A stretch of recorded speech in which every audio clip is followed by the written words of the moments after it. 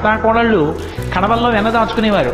కృష్ణుడు ఎక్కడొస్తాడో అని. కృష్ణుడు ఏం చేశాడంటే రాని వచ్చాడు, ఓ రాత్రి వచ్చాడు, శుభ్రంగా వెన్నంతా తినేశాడు. వెళ్ళిపోయే ముందు కొంచెం వెన్న కోడలు మూతికి రాసి వెళ్ళిపోయాడు. అత్తగారు పొద్దున్న లేచి కడవ దగ్గరికి వెళ్ళింది.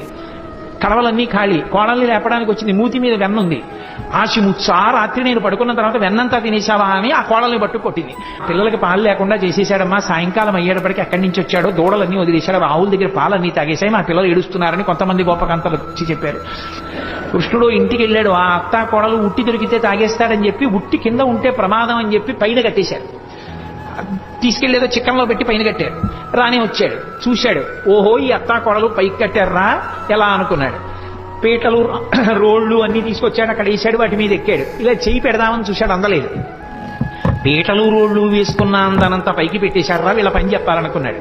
ఓ రాయి ఒకటి తీసి కిందకి అన్నం పెట్టాడు. చక్కగా పైనుంచి కారిపోతోంది. హాయిగా అందరూ చీరలు పట్టి తాగారు, వెళ్ళిపోయాడు.